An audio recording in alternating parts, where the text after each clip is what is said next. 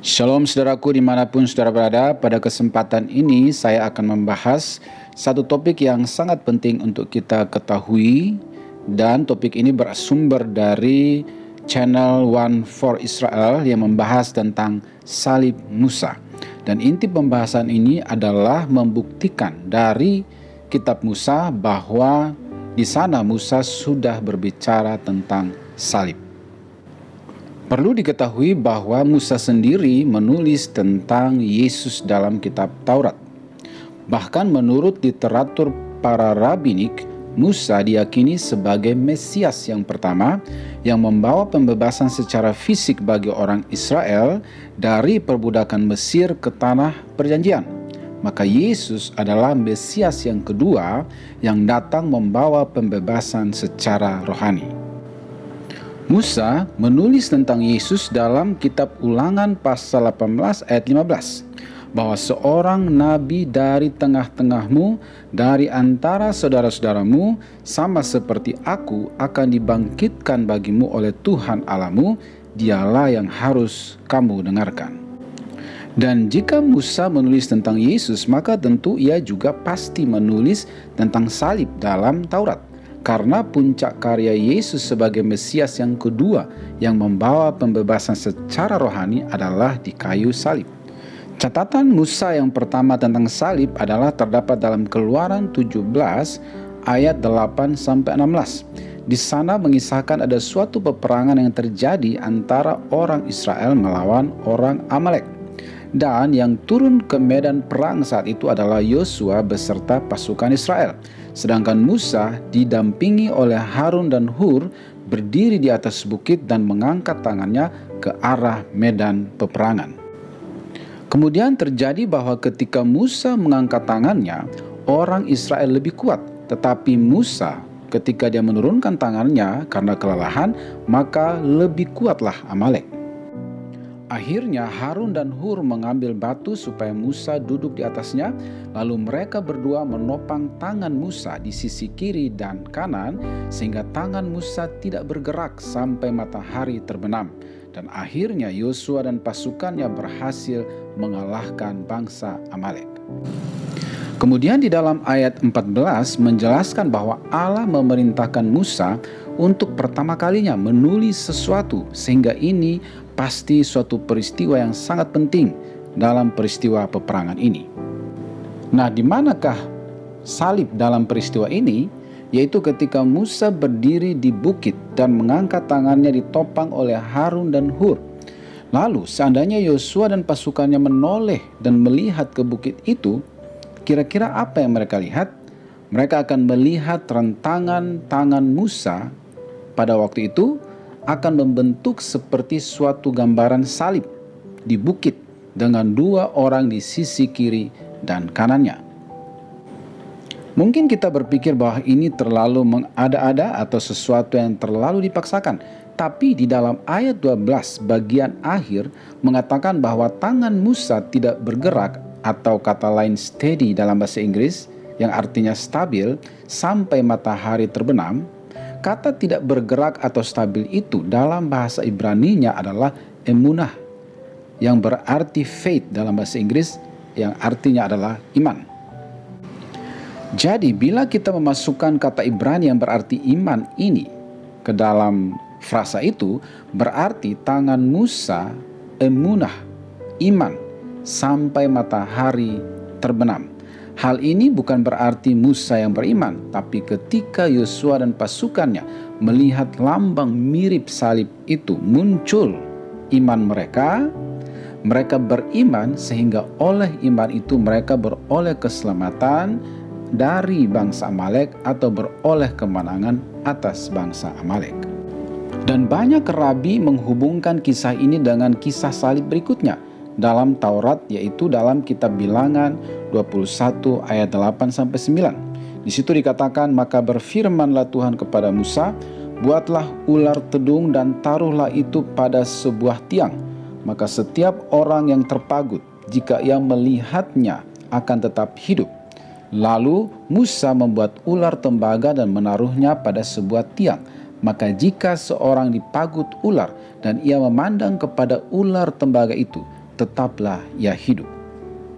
Jadi inilah yang dimaksud dengan salib Musa atau catatan Musa tentang salib dalam Perjanjian Lama, di mana dengan memandang ular tembaga di sebuah tiang, maka orang Israel yang terpagut pun tetap hidup. Yang lebih mengagumkan adalah bahwa ayat ini dikutip dalam Perjanjian Baru dalam Injil Yohanes pasal 3 ayat 14-15. Ketika seorang Farisi bernama Nikodemus yang diam-diam malam hari datang menemui Yesus, dalam percakapan Nikodemus dan Yesus, Yesus pun mengutip peristiwa salib dalam Taurat tadi, tepatnya dalam ayat 14 ayat 15 sebagai berikut. Dan sama seperti Musa meninggikan ular di padang gurun, demikian juga Anak Manusia harus ditinggikan, supaya setiap orang yang percaya kepadanya beroleh hidup yang kekal.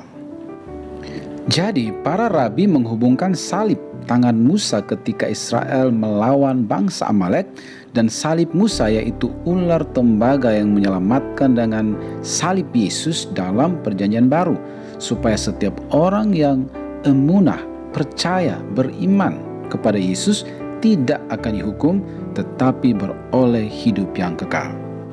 Sedikit mundur lebih jauh lagi ke belakang sebelum Musa, yaitu kisah Abraham dalam Kejadian 22. Di sana dikatakan bahwa ketika Tuhan meminta Abraham untuk mengorbankan anaknya yaitu Ishak di atas Bukit Moria. Bukit Moria ini diyakini adalah tempat yang sama dengan Bukit Sion, yang juga adalah tempat di mana Bait Allah pertama terletak yang dibangun oleh Salomo. Dalam Kejadian 22 ayat 6 mengatakan bahwa Abraham mengambil kayu untuk korban bakaran itu dan memikulkannya ke atas bahu Ishak. Kayu ini di dalam catatan Midras para rabi menyebut istilah kayu dengan salib. Jadi Ishak memikul kayu atau salib menuju puncak Moria untuk dipersembahkan kepada Allah. Para rabi meyakini ini sebagai simbol penebusan Israel di masa yang akan datang. Selanjutnya di dalam ayat 9 dikatakan bahwa setelah tiba di puncak Moria, lalu Abraham mendirikan mezbah di situ. Disusunnyalah kayu, diikatnya Ishak, anak itu, dan diletakkannya di mezbah itu di atas kayu api.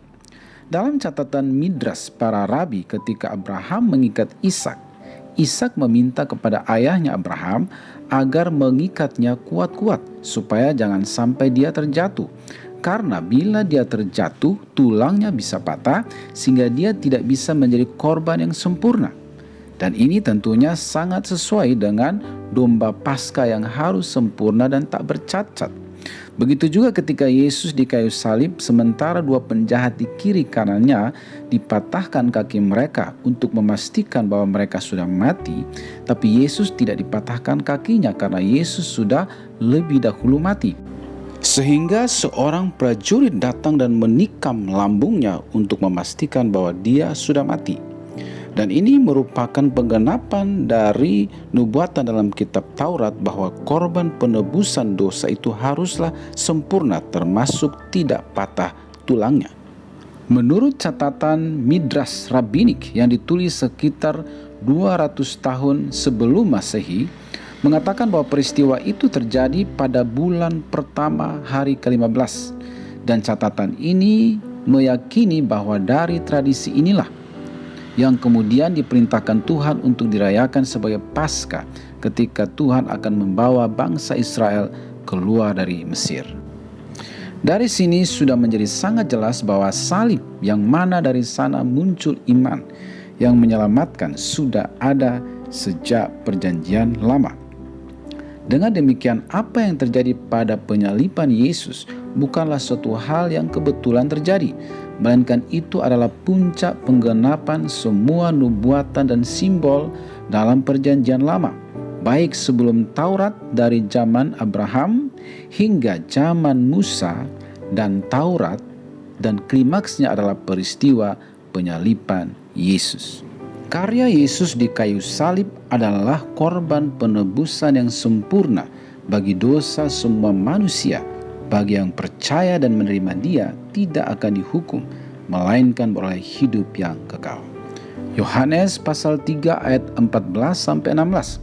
Dan sama seperti Musa meninggikan ular di padang gurun, demikian juga Anak Manusia harus ditinggikan, supaya setiap orang yang percaya kepadanya beroleh hidup yang kekal. Karena begitu besar kasih Allah akan dunia ini, sehingga Ia telah mengaruniakan Anaknya yang tunggal, supaya setiap orang yang percaya kepadanya tidak binasa, melainkan beroleh hidup yang kekal. Semoga topik ini bermanfaat bagi kita semua. God bless you.